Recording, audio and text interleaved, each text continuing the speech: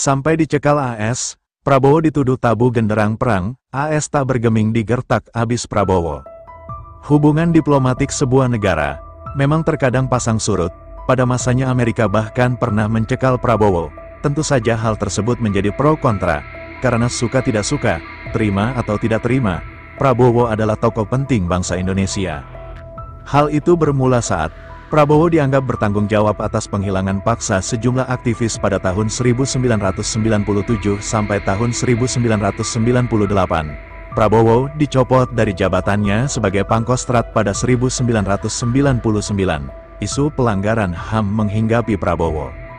Sejak saat itu, tersiar kabar Prabowo ditolak masuk AS lantaran isu pelanggaran HAM itu. Berikut adalah jejak Prabowo diblokir AS mulai 2 dasawarsa silam. Media massa yang berbasis di AS, Politico, mengabarkan Prabowo telah mendapat visa dari AS. Sumber informasinya adalah Departemen Luar Negeri AS. Prabowo segera berkunjung ke AS akhir Oktober ini. Prabowo diperkirakan akan berkunjung sekitar akhir bulan ini. Dia telah lama masuk daftar hitam AS karena dugaan perannya dalam pelanggaran hak asasi manusia sejak beberapa dekade lalu, tulis Nahal Tusi di Politico. Untuk era saat ini, Prabowo kerap bersinggungan secara pandangan politik dengan Amerika, apalagi soal Gaza dan konflik Timur Tengah. Kerap kali Pranowo dan Barat memiliki pandangan yang sangat kontras.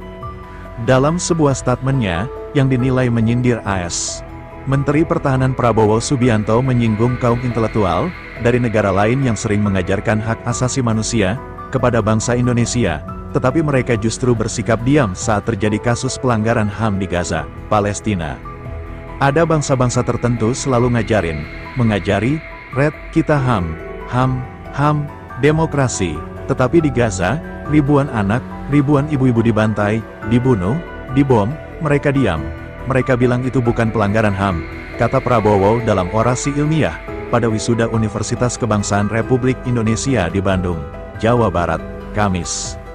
Menurut Prabowo, bangsa Indonesia terlalu kagum dengan berbagai hal yang selalu diajarkan oleh negara-negara lain, yang membuat sisi bangsa Indonesia tidak percaya diri dalam menentukan sikap. Kadang-kadang apa yang dikatakan oleh negara-negara tertentu, kita iya aja terus, padahal saya katakan pelajaran sejarah mengajarkan tiap bangsa hanya akan mengutamakan kepentingannya sendiri, katanya. Oleh karena itu, Menhan Prabowo menegaskan Indonesia membutuhkan anak-anak muda tangguh, cerdas, dan pintar agar dapat menjadi negara yang mandiri dan tidak bergantung pada bangsa lain. Kita butuh anak-anak muda yang cerdas, yang pintar sebagai calon-calon pemimpin. Dalam waktu dekat, saudara bisa saja nanti menjadi pemimpin, katanya. Prabowo menekankan pentingnya peran generasi muda dalam membangun dan memajukan Indonesia ke depan.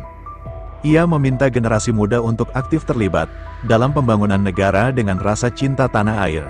Menurut Menhan, individu yang benar-benar mencintai tanah air tidak akan memiliki keberanian untuk terlibat dalam tindakan korupsi.